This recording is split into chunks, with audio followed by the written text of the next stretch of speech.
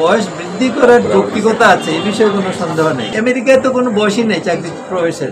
এখনকার যে বয়সটা এইটা বাড়ানো উচিত, আমরা সিদ্ধান্ত নেব কতটুকু বাড়ানো। চাকরিতে প্রবেশের বয়সসীমা বাড়ানোর একটা আন্দোলন আছে, এটা অনেক বছর থেকে চলতেছে। এটার ভিত্তিতে সরকার আমাদের এই কমিটিটা করে দিয়েছে 1 সপ্তাহের মধ্যে একটা প্রতিবেদন দেওয়ার জন্য।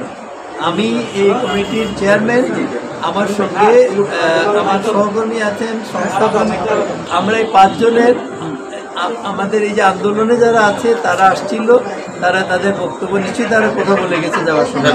তো তারা তাদের যা এখানে বলেছে আমাদেরকেও তাই বলেছে, যা পত্রপত্রিকায় তারা বলেছে আমরা শুনেছি।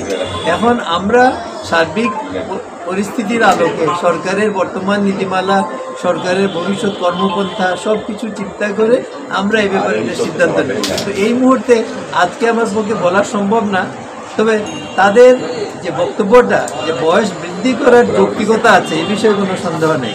এখন কতটুকু করা যা যৌক্তিক সেটা আমরা আবার সার্বিক পরিস্থিতির আলোকে চিন্তা করব, করে ফাইনালি আমরা চূড়ান্ত করলে তখন আবার আমরা বলতে পারবো যে এটা আমরা করেছি। এখনকার যে বয়সটা এইটা বাড়ানো উচিত। কেন? কারণ হলো বিভিন্ন কারণে, ইউনিভার্সিটির সেশন জট, কোভিড, এই সমস্ত কারণে অনেক ছাত্রছাত্রী একটা সেগমেন্ট এরা এফেক্টেড হয়েছে খুব সিভিয়ারলি। কাজেই তাদেরকে এটা রিলিফ দেওয়া দরকার। আর সার্বিক পরিস্থিতিতে পৃথিবীতে, আমেরিকায় তো কোনো বয়সই নেই চাকরি প্রবেশের।